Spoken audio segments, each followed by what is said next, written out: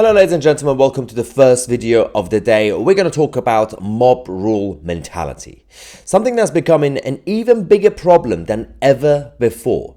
Not just because it's primarily led by the far left and Islamists across the Western world, not just because it continues to happen, but because there is no real opposition from the establishment, from the people who are supposed to be keeping us safe and secure, from the people who are supposed to be the grown-ups in a room. And I'm not just talking about the right-wingers, the centre-right in governments and political parties.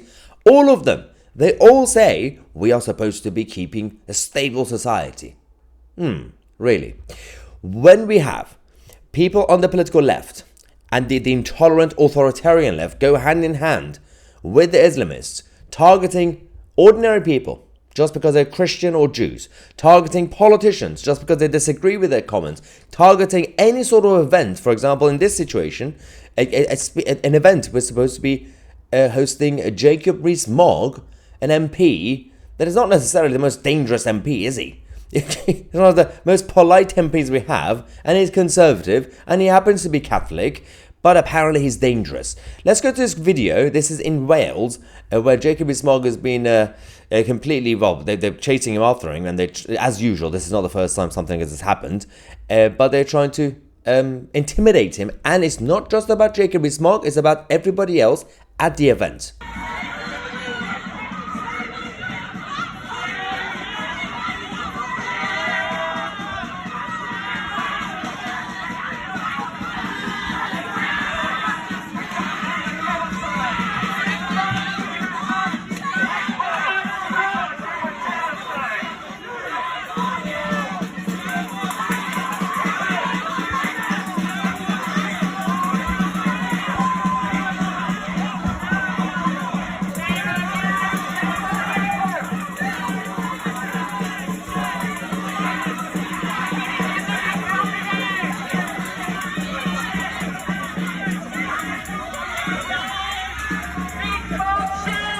Apparently that's normal behavior now in 2024, London or in Washington DC or in Paris or in Berlin, across the Western world.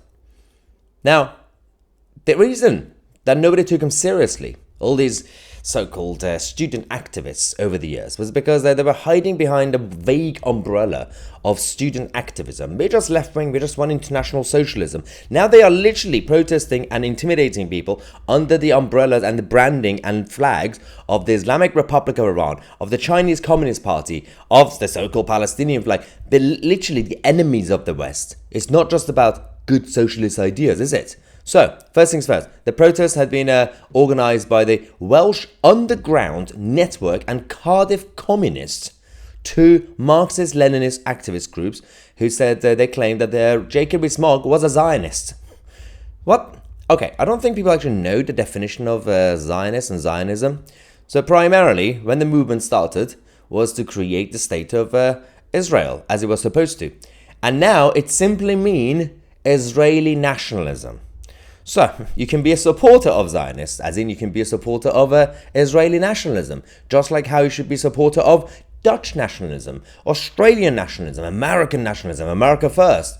And all good nationalists and patriots should support patriots across the world to make their own countries great again. So you can be a Zionist supporter, for example.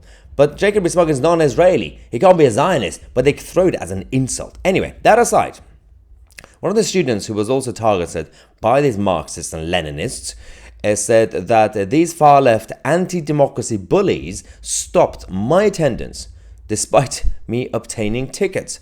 I arrived at the lecture theatre 5 minutes early, but the security guards made it clear that we would not be allowed to enter until the mob had cleared off. The Communist Society was attempting to strike a deal with the security, where if they let one of their student protesters in, the rest of us who wanted to attend would be let in as well. Security declined the offer. Never negotiate with bullies. Do not negotiate with thugs or terrorists. When will our establishment learn this?